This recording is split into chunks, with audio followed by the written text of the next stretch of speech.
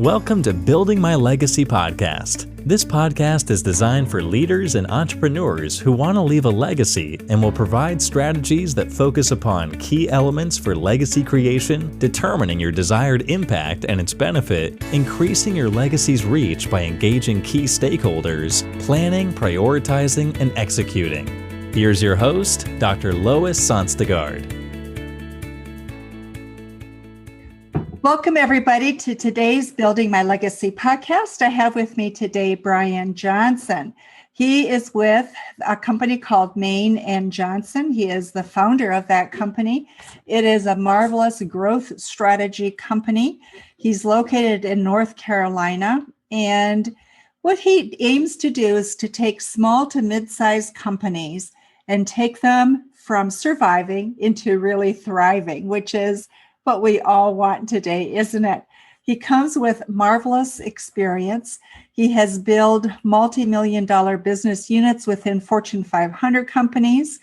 He has worked with commercial strategies. He has P&L management experience, organizational design, and he has a passion for the cultural fabric and design of organizations. So, Brian, with that, what is it? How did you get into doing what you're doing? And what is it that you're really passionate about right now? But how did you get started? Let's start there. Yeah, I will. Thank you for having me. And I'm excited to share and be a part of your community here. And, when I think back to, where this all started for me, I mean, I kind of went through the university section, and I'll be honest, some of these answers aren't maybe the most flattering, but my goal when I was in college was to get a job that placed before you got out of school. So I picked the business category of like supply chain management because it was a really growing and exploding area. And we all got placed by Thanksgiving for a December graduation. So I had a job before I even had to take finals. So that was my goal then. And we'll start with small things. And, as I got out into the working world, I spent a lot of time in the Fortune 500 space, not preferentially, but maybe a little bit by default.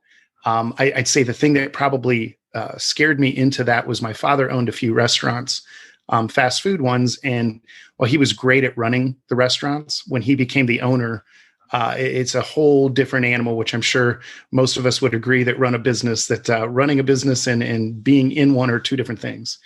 And yeah, right. It's just one of those things where it wasn't his passion. And it kind of turned me off a little bit from it. So I thought I'm going to go to a big company, travel all over the world, which I was fortunate to do. Like you mentioned in the introduction, there's a lot of different things I was given the ability to go do in these organizations that I would never trade if I could. But then there just came a point in time where there was just kind of this itch that it's like, as I'm looking at what I'm doing and, there's nothing against those big companies and anything you can learn a lot and contribute immensely to the well-being of everyone. But just for me personally, it was how do I, at the end of the day, measure the impact I'm making? And, is there a way I could get paid to do something different that drives, people like my father forward?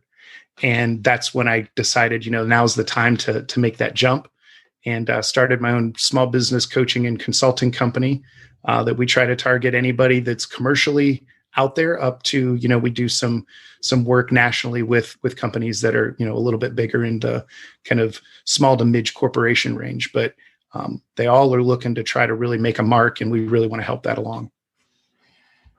So one of the things that you talk about, Brian, is if you want to look at the end, we're all in business. So at one point, you're going to sell the business. You've got to have an exit strategy. But there are a lot of components that go into that to getting you ready. We just talk with our audience a little bit about that, because I think there's many who are thinking about that in their next chapter. But how do you get to that next chapter? Yeah, so we kind of use an analogy as we try to talk to business owners to really find out where they're at, or, as they want to progress along kind of a business cycle. This may not be everybody's analogy, but it's one that seemed to make sense from all the travel I did, and people kind of can relate. But we kind of make business into an airline. So our analogy is around really a flight. And we kind of break the flight into 4 parts, and we feel all businesses kind of fit in one of these 4 areas. The first area is probably what you're expecting, and it's takeoff. So, I mean, if you're on an airplane, it's seat back in the upright and locked positions, tray table stowed, everything underneath the seat in front of you, and, overhead compartments closed. And it's basically a checklist, like everybody's seated, waiting and anticipating, ready to launch. And, if you don't follow that checklist, if you go out onto the tarmac and you've got, people up running around on the plane, and the pilot says, "Hey, we've got people up," they'll send you back. They won't let you take off. It's a lot like businesses that are in kind of that startup mode, which is, hey, how do I, myself get to that point where I've checked all the boxes that allow me to take off? So did I make my business plan? Do I have the proper funding? Do I even know where I'm headed? Like, do I have a vision for this whole thing?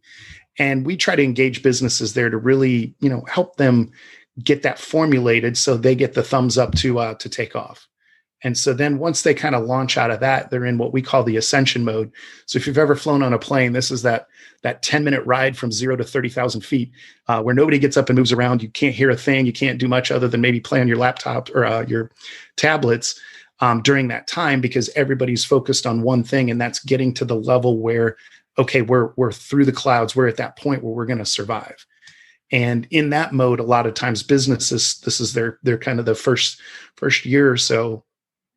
The only thing that really matters is getting that top line growth to the point where I can pay my bills, every month. I can pay myself, my employees. And I mean, simply put, like, I can go to sleep at night knowing I'm going to wake up in the morning and still have a business. Profitability is always important, but if you don't have enough to pay the bills, you don't have enough to have profit either. So that's kind of where we focus. We kind of coach businesses to kind of narrow really what they're trying to do down to the 2 or 3 biggest, most important factors. And they vary business to business, but they're all there. Those are the things that you should invest your time and resources in and go.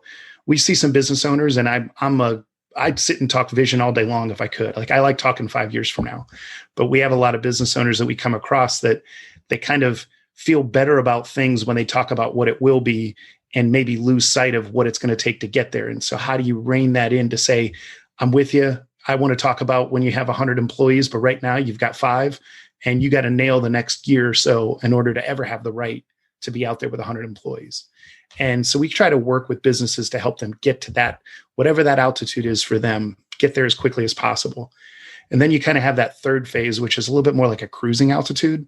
So this is kind of, if you're on an airline, this is where all the experience comes in, right? All of a sudden they're serving drinks and food, and the pilot says something witty over the speaker, and you can get up and walk around, get your bags. It's kind of much more relaxed. And this is the same thing in business where, okay, survival is not your goal now. Now it's, how do I bring efficiency and profitability into my business? How do I, make my customer experience that much better so that they see me differently than my competition? Or how do I do the same for my employees so they're engaged and want to continue working here because we're building a culture that, really has some lasting power. And then when we finally look at kind of the last phase, it's a bit more the descension. And if you did it right, hopefully it's just like a flight where you get an announcement that's literally like an hour before you're going to land that you've started your initial descent. And I think it's always funny because a plane goes, as fast as possible to 30,000 feet, and then as slow as possible from 30,000 back down to 0. And with business owners and businesses, we look at that and just kind of say, tell us what it looks like for this safe landing that you've got. I mean, are you going to sell? We can work to help you create the right valuation in the business so you get the right return. Or do you have somebody that you'd like to have take over?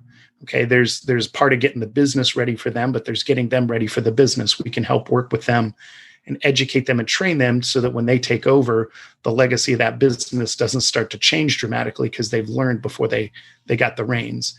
So there's different options there for business owners, but we see that somebody fits in every one of those categories, even if you might go back and forth between cruising altitude and ascension if something changes in your business. But ultimately, we feel like if you're in those areas and you're constantly looking at what the next phase is, you won't lose sight of kind of where that end game is.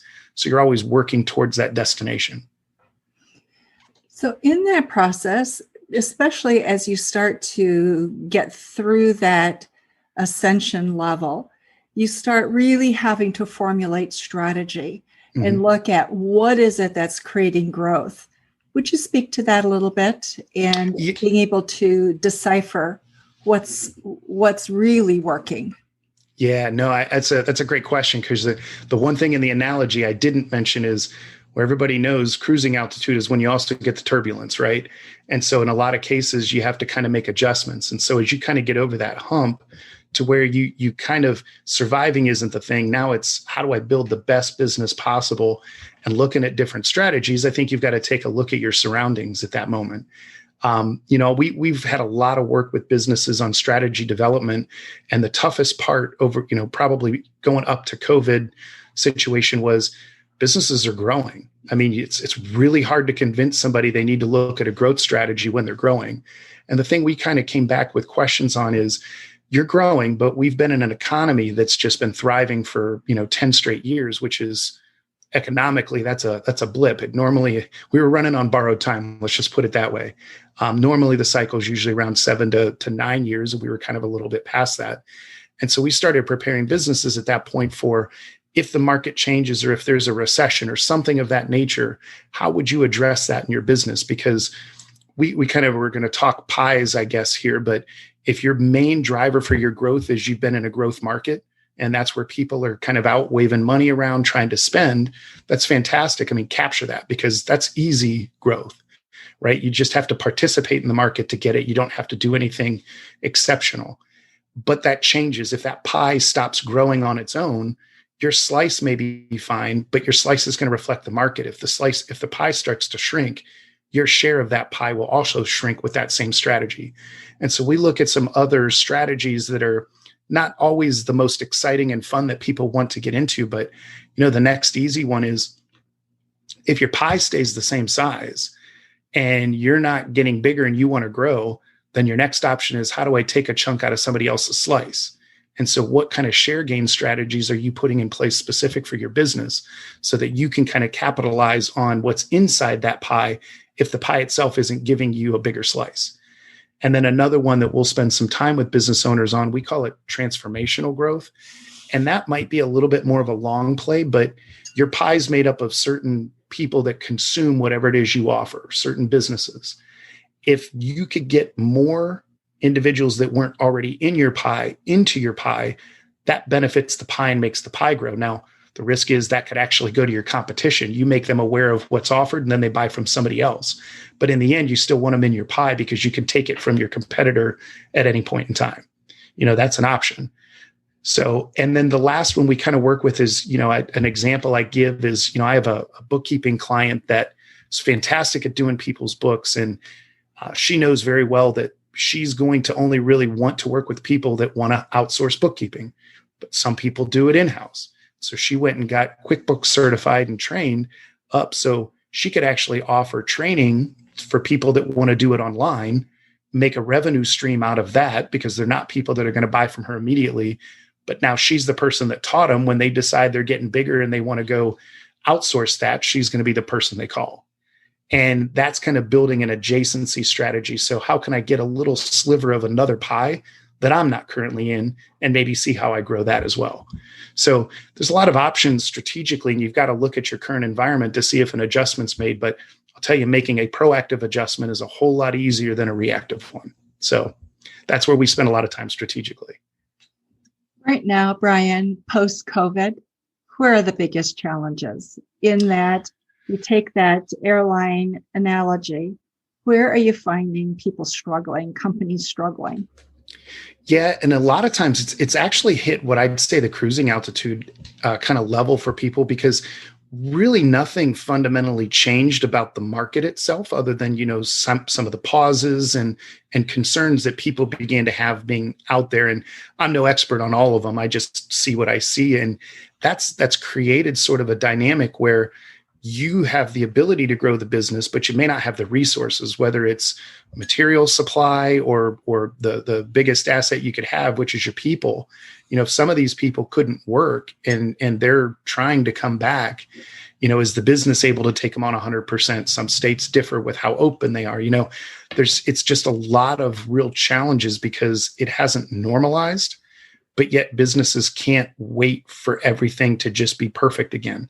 So you've got to kind of, look at, and, I'm always a big proponent of hiring the right people and having them in place. But in a lot of cases, people have moved to what systems are now the way to leverage growing my business without necessarily putting more people on the job.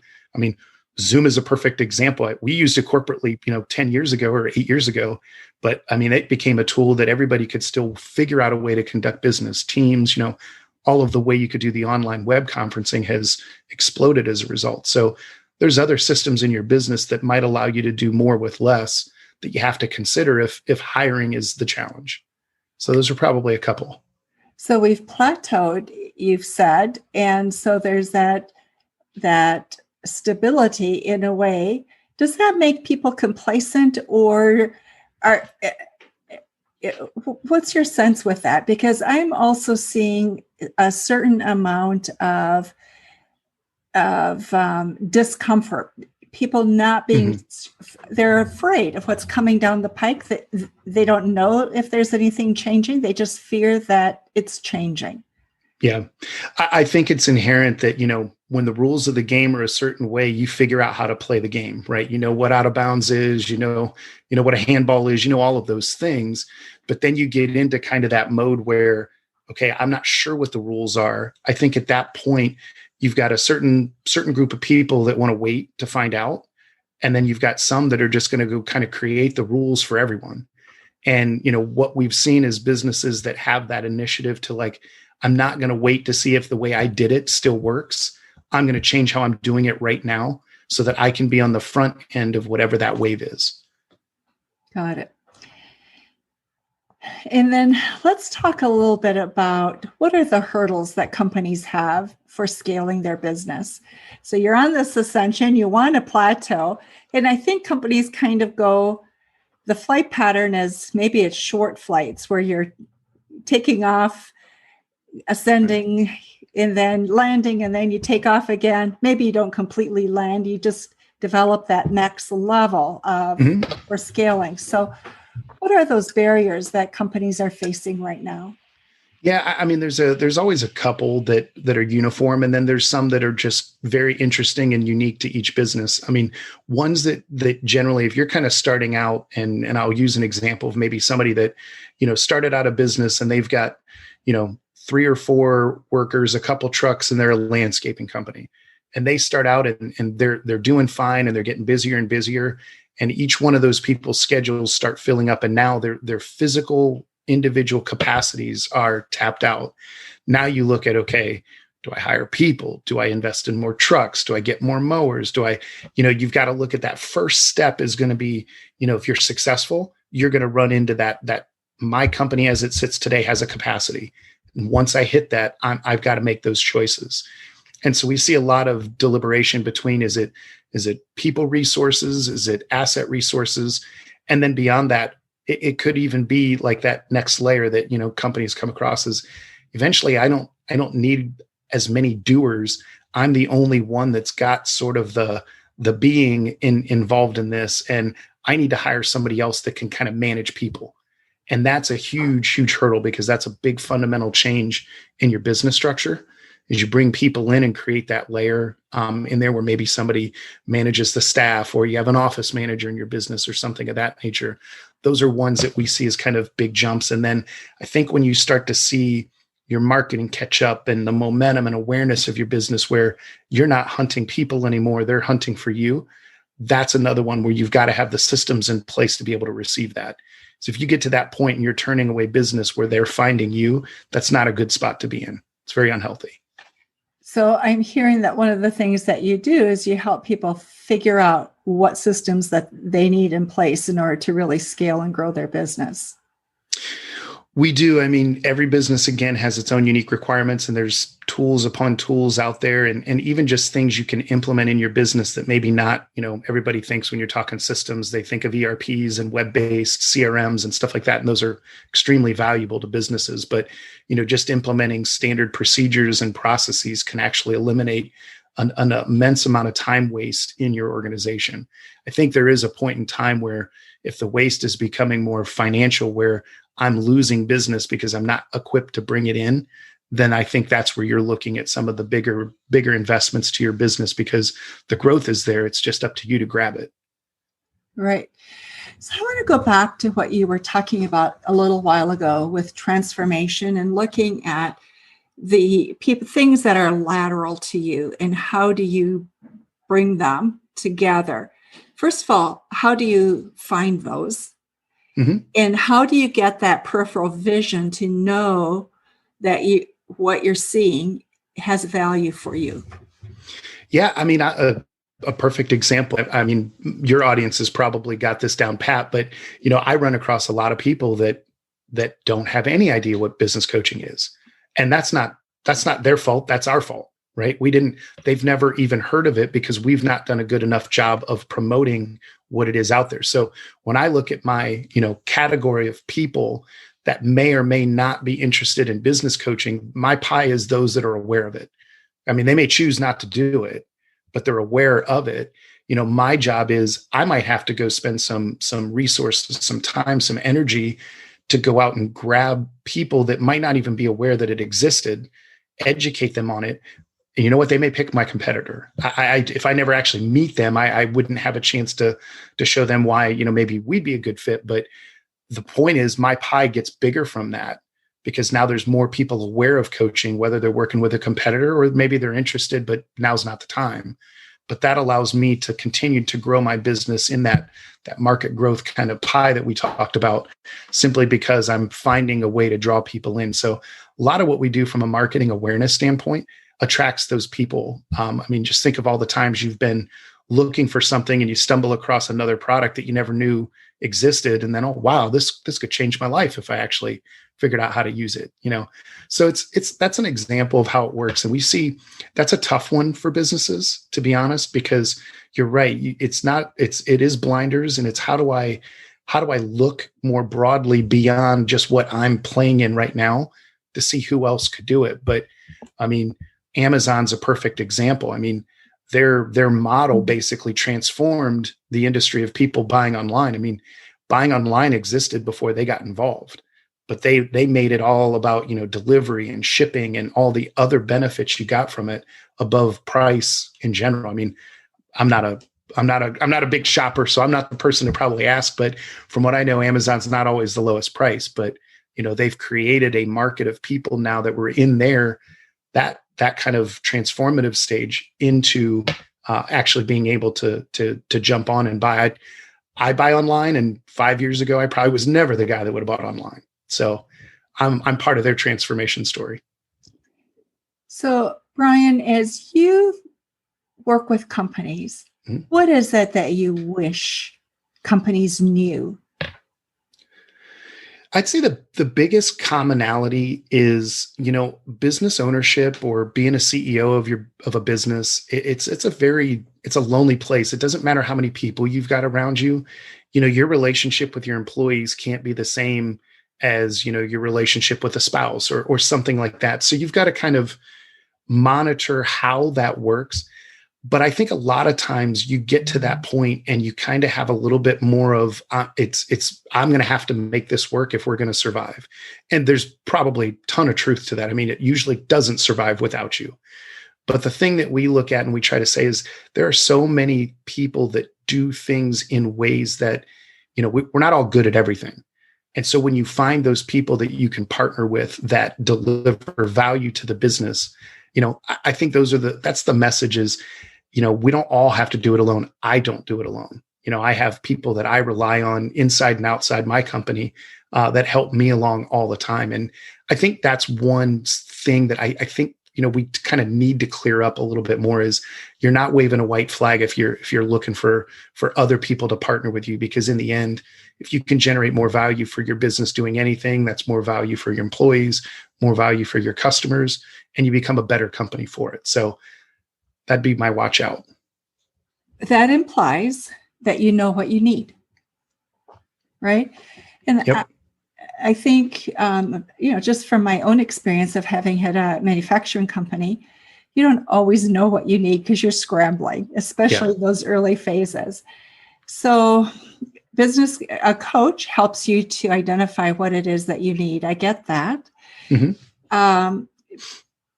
But for people to even come and seek you out, there's a process, something that's gone on in their business, in their mind, yep, in their life, that's caused them to say, you know what, I got to think about this differently. And how do I do that? We have our own personal scales too, right? Where we hit sort of like, wow, I get it. I remember when I started my business, I spent a lot of time listening to podcasts. I mean, I still listen to them frequently, but I was over investing in that because I had the space to. But then as my business got busier and I started doing things, I kind of put myself on a track that I had decided was going to be the one to work based on everything I had done up to that point. And, it worked great. And then it gets to a point where it's like, wow, I'm trying the same things over and over again, and I'm getting a similar or worse result now as I'm saturated and things like that. So when you get to that point, that opportunity, when somebody hits that where something has to change, I may not know what, but I'm going to start exploring what that change needs to be. And, meeting with a coach or meeting with a trusted advisor or somebody else that has an outside perspective, I think a lot of times lends to breaking that ice quicker.